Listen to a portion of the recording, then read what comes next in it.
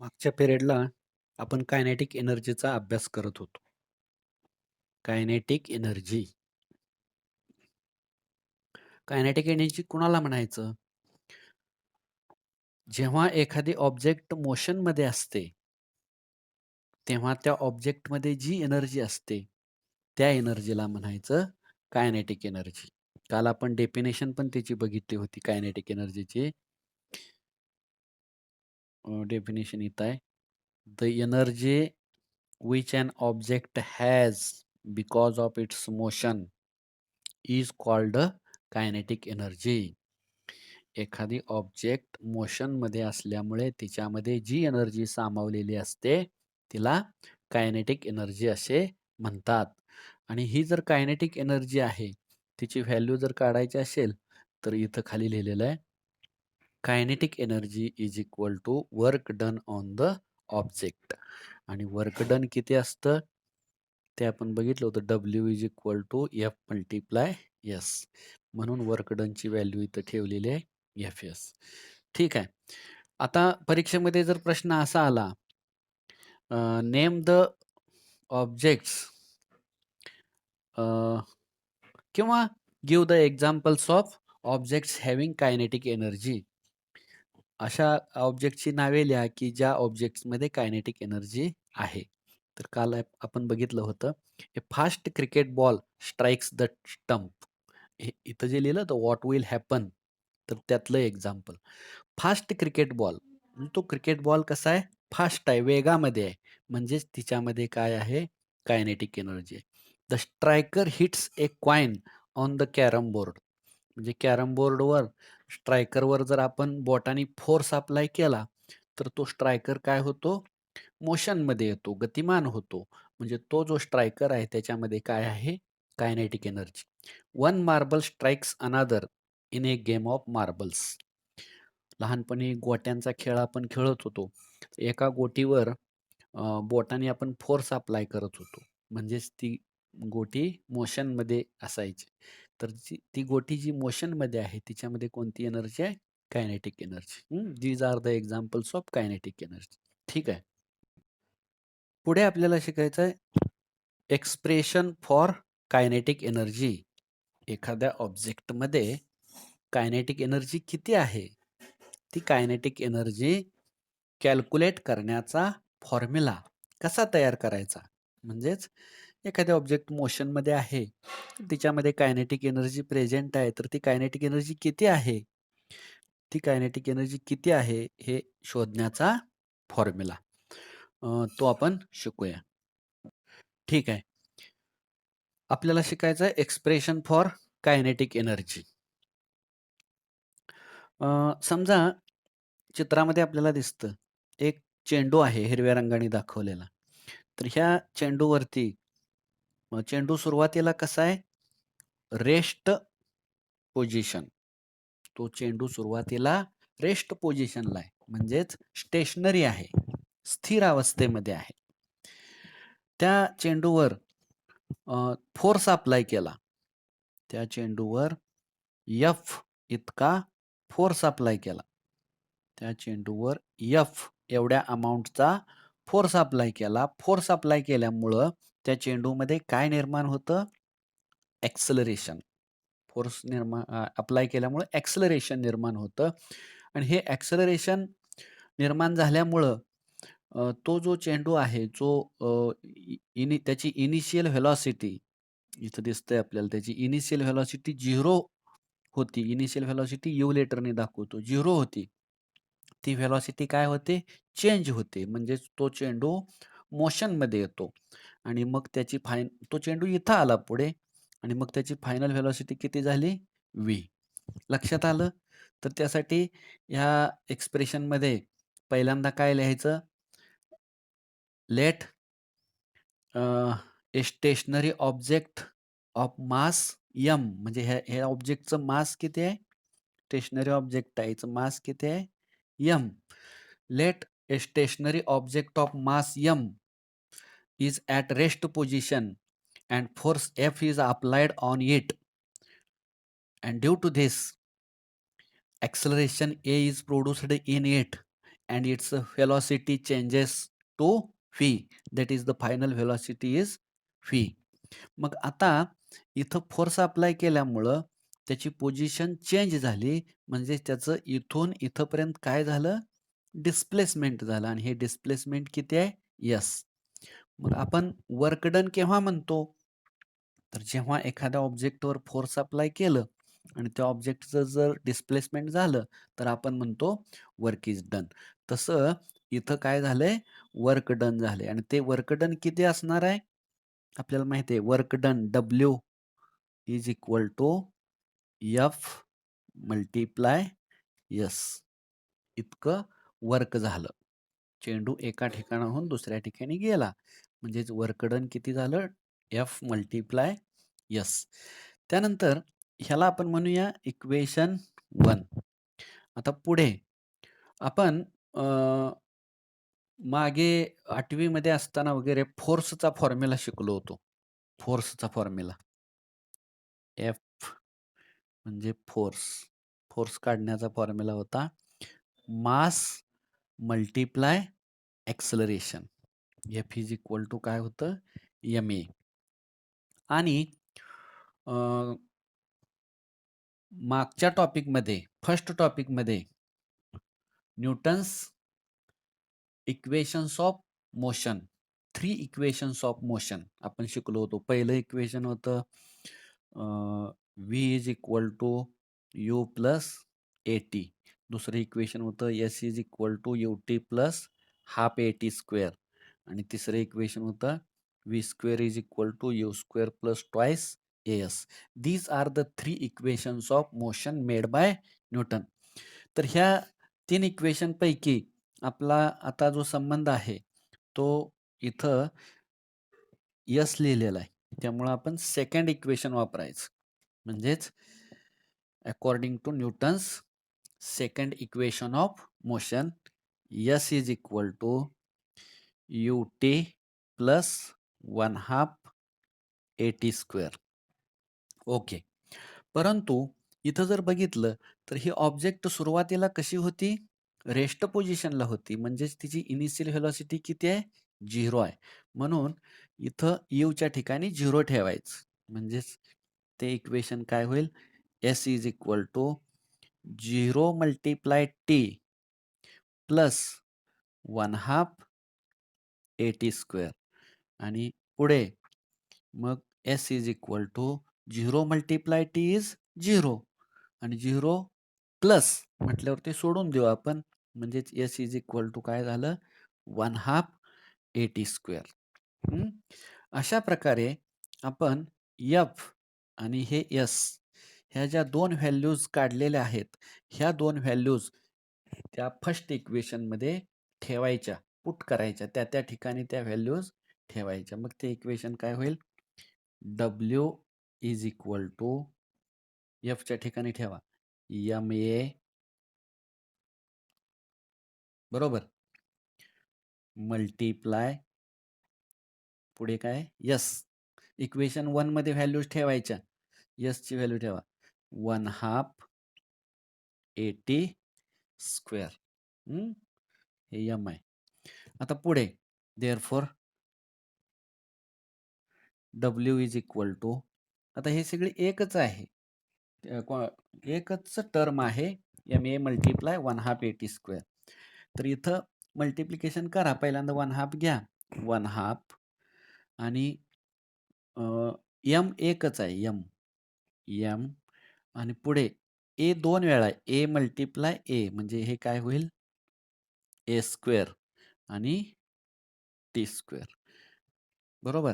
पुढच्या स्टेपला therefore W is equal to 1/2 m आणि a आणि t दोघांचे स्क्वेअर आहेत, त्यामुळे ते आपण ब्रॅकेटमध्ये लिहूया. ब्रॅकेटमध्ये at आणि ब्रॅकेटचा स्क्वेअर. याला म्हणूया इक्वेशन 2. ठीक आहे. आता काय करायचं? न्यूटनचे जे 3 इक्वेशन्स होते त्यातलं पहिलं इक्वेशन घ्यायचं. न्यूटनचे 3 इक्वेशन्स ऑफ मोशन होते त्यातलं पहिलं इक्वेशन घ्यायचं. बट फर्स्ट इक्वेशन काय?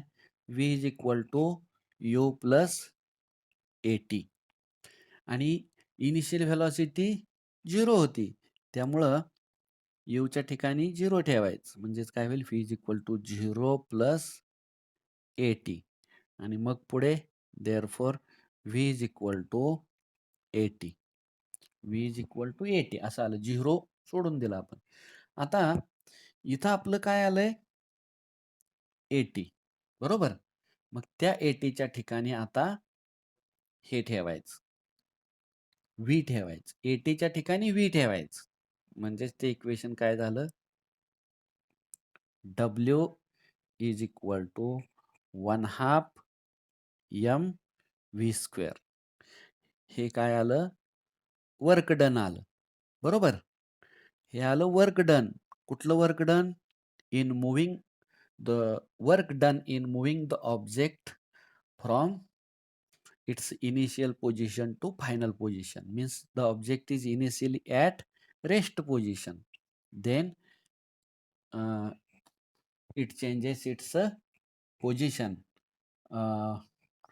and it covers the distance is equal to s. त्या ऑब्जेक्टने डिस्टन्स किती कव्हर केलं s. ठीक आहे.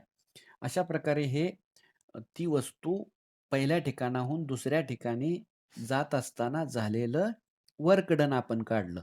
आणि मगाशी तुम्हाला मी सांगितलं होतं कायनेटिक एनर्जी म्हणजेच काय. कायनेटिक एनर्जी म्हणजेच वर्क डन आणि ते kinetic energy is equal to K is equal to आणि वर्क डन आता आपला आलेला आहे किती आले 1/2 mv². म्हणजेच 1/2 mv². ही काय आली कायनेटिक एनर्जी. आणि हेच काय आहे this is the expression for kinetic energy present in a body or in an object. एखाद्या ऑब्जेक्टमध्ये किती कायनेटिक एनर्जी आहे ती कायनेटिक एनर्जी काढण्याचा हा फॉर्म्युला आहे. आपल्याला कायनेटिक एनर्जी केव्हा काढता येईल त्यासाठी काय काय माहित पाहिजे. नंबर 1 तुम्हाला एक्झाम्पलमध्ये एक्झाम्पल आहेत पुढे मासची व्हॅल्यू द्यायला पाहिजे आणि व्हेलॉसिटीची व्हॅल्यू एक द्यायला पाहिजे. मास आणि व्हेलॉसिटी ह्या दोन व्हॅल्यूज दिल्या की तुम्ही त्या ऑब्जेक्टमध्ये असलेली कायनेटिक एनर्जी काढू शकता. लक्षात आलं. ठीक आहे. तर हे परीक्षेमध्ये प्रश्न येऊ शकतो. Write the expression for kinetic energy. Deduce an expression for kinetic energy असा क्वेश्चन परीक्षेमध्ये येऊ शकतो. तेव्हा आपल्याला हे सोडवावं लागेल. मात्र इथं सुरुवातीला हे लिहावं लागेल.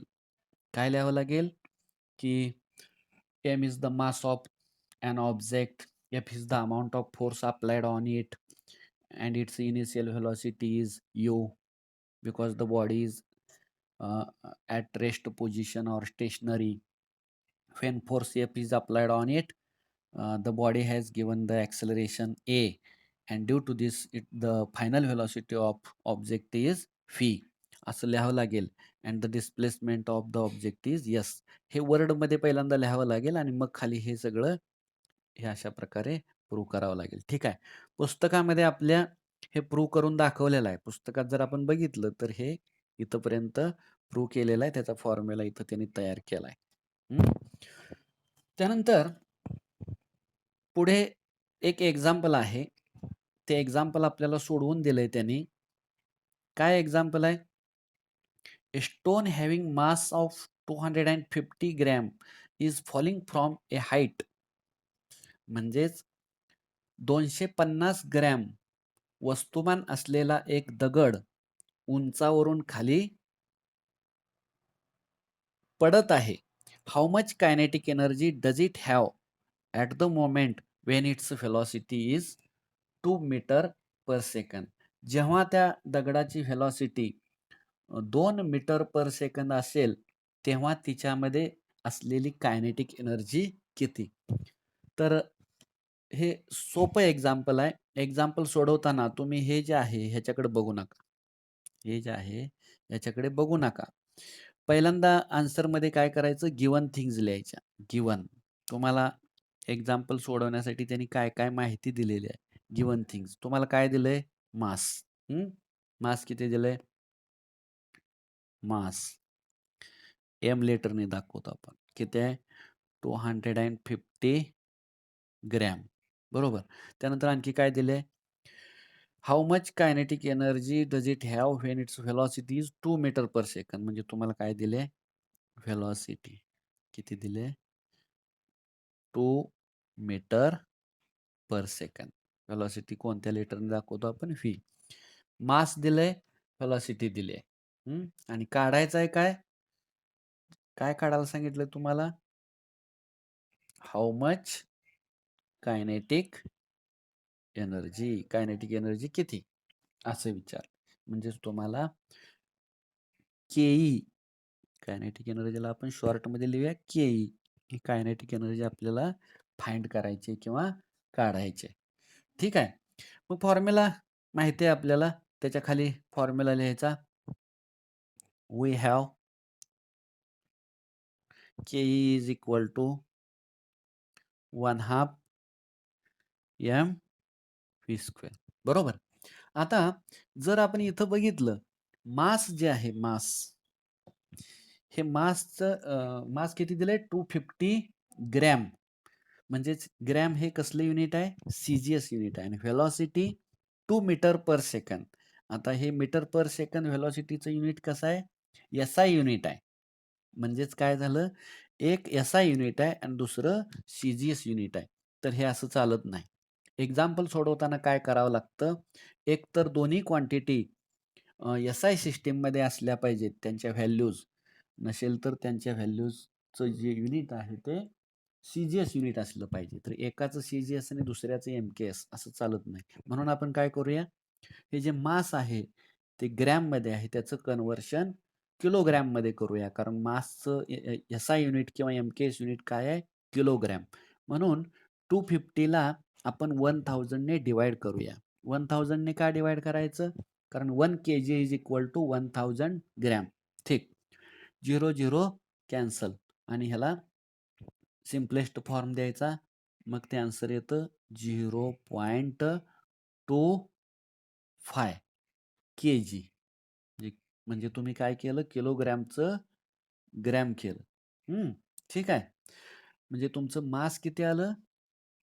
0.25 केजी आणि व्हेलॉसिटी 2 मीटर पर सेकंड. आणि आता कायनेटिक एनर्जी काढूया आपण. बोला. K is equal to 1/2 multiply M किती आहे? 0.25 मल्टिप्लाय व्ही². व्ही किती आहे तुमचा? 2 त्याचा स्क्वेअर. म्हणजेच इज इक्वल टू काय झालं? 1/2 मल्टिप्लाय 0.25 मल्टिप्लाय 4. आता हे 2 डिनॉमिनेटरला आहे, 4 न्यूमरेटरला आहे. 2 1s are 2 2s are 4. म्हणजेच पुढं काय झालं? Is equal to 0. हे लाल ने लिहूया. 0.25 मल्टिप्लाय 2 इज इक्वल टू, यात डेसिमल पॉईंट नाही असं समजून हे 25 गृहीत धरा. 25 दोन्ही 50 आणि आता ह्याला 2 प्लेसेसनी पॉईंट द्या लेफ्टनी. म्हणजे 0.50 ही कायनेटिक एनर्जी आहे. म्हणजे त्याचं युनिट काय असतं? जूल. बरोबर. आणि हे 0.50 म्हणजेच 0.5 जूल. ही काय आली तुमची? केई, कायनेटिक एनर्जी. ठीक आहे. अशा प्रकारे आज आपण काय शिकलो? एक्सप्रेशन फॉर कायनेटिक एनर्जी आणि त्यानंतरचं एक एक्झाम्पल. आपल्याला यावर्षी या टॉपिकमध्ये मेकॅनिकल एनर्जीचे जे 2 फॉर्म्स आहेत, पोटेन्शियल एनर्जी आणि कायनेटिक एनर्जी, फक्त या दोघांचाच अभ्यास करायचा आहे. आता पुढे आहे पोटेन्शियल एनर्जी. पुढे जर बघितलं आपण तर इथं आहे पोटेन्शियल एनर्जी. बरोबर. हा भाग आपण उद्याच्या पिरियडला बघूया. Potential energy. ठीक आहे. थांबू आपण इथं.